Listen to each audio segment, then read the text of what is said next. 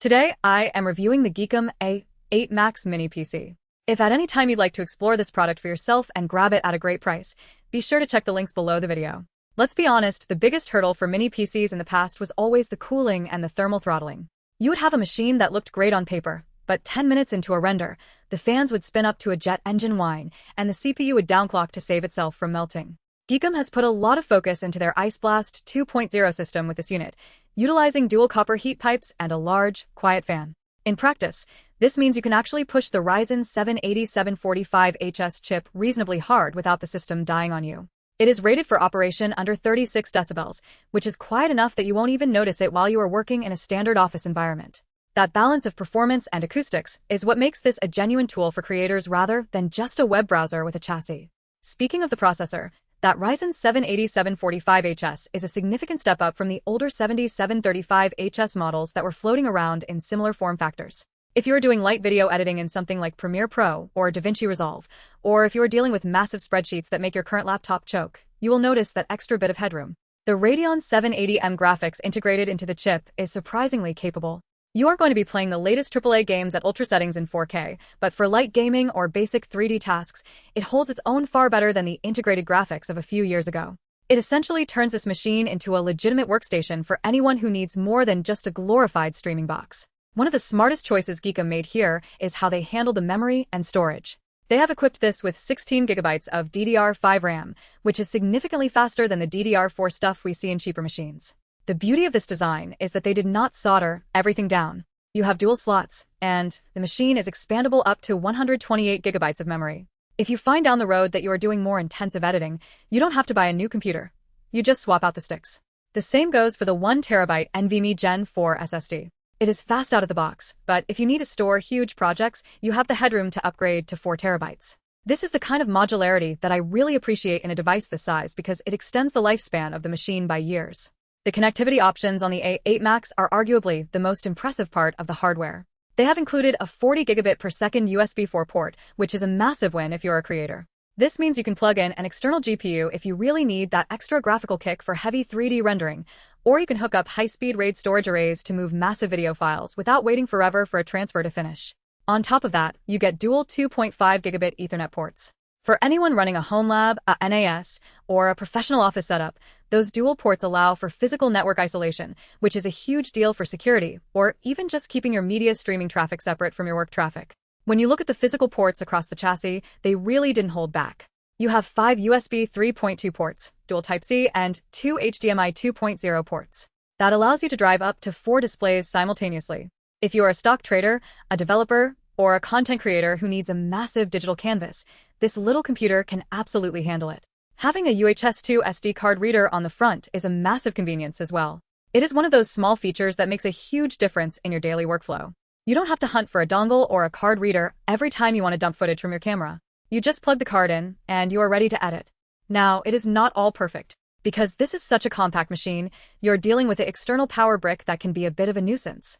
It is not as bad as some of the massive bricks I have seen for gaming laptops, but it is still something you have to manage underneath your desk. Also, while the build quality is solid and it feels like a premium piece of hardware, you have to be realistic about the form factor.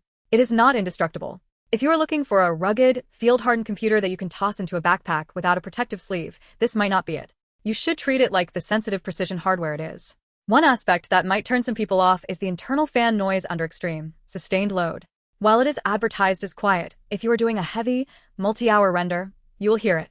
It is not an annoying, high-pitched whine, but it is certainly audible. If you are sitting in a silent room, you will know the fans are working. However, in any standard environment with background noise or music playing, it fades into the background. I find that to be a fair trade-off for the level of performance you are getting. You are cramming a high-performance desktop processor into a shoebox, so thermodynamics dictates that you need airflow to keep it stable. Who is this computer actually for? I think it is the perfect machine for the professional who is tired of the footprint of a traditional tower, but doesn't want to sacrifice the ability to upgrade or connect multiple high-speed peripherals.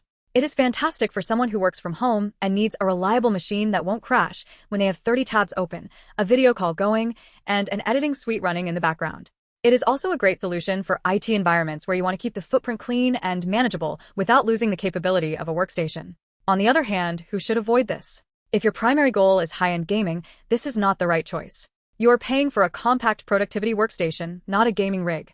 If you want to play competitive shooters at high refresh rates, you should be looking at a build with a dedicated graphics card. Also, if you're the type of person who is intimidated by the idea of upgrading their own hardware, even though it is simple, you might be better off with a pre-configured machine that you never intend to open up. But if you have even the slightest bit of technical confidence, the ability to open this up and add more RAM or storage is a massive selling point. The support aspect is also worth a mention. GEEKOM is positioning this with a 3-year coverage plan, which tells me they are fairly confident in the long-term reliability of the board and the cooling components. Having that peace of mind is vital when you're buying a machine from a smaller, more focused manufacturer. It takes away the anxiety of buying into a platform that might not be around to support you if a component fails in 18 months. When I weigh the performance of the Ryzen 7 8745HS against the size, the expansion capability, and the port selection, the value becomes pretty clear. You are paying a premium for that engineering, but you are also saving a ton of money on desk space and power consumption compared to an old, inefficient tower. It is a modern, responsive, and efficient machine that feels like a legitimate step forward for the average user who needs more power than an office laptop provides, but doesn't want the clutter. It is not a miracle device that defies the laws of physics, but it is a very well-executed, high-performance tool that fits a very specific and very common need. In terms of the software experience, it comes with Windows 11 Pro, which is what I would expect for a machine aimed at power users and professionals. It is a clean install, so you aren't dealing with a ton of bloatware that you have to spend an hour uninstalling before you can actually use the computer. That is another small detail that adds up to a better experience. You take it out of the box, plug in your monitor, keyboard, and mouse, and you are up and running in minutes. The design of the chassis itself also includes a Kensington lock slot, which might seem trivial, but if you are using this in a shared workspace, an office, or even a college dorm, that security feature is actually quite important. It shows that GEEKOM is thinking about how these machines are actually deployed in the real world. It is not just about the silicon, it is about the entire user environment.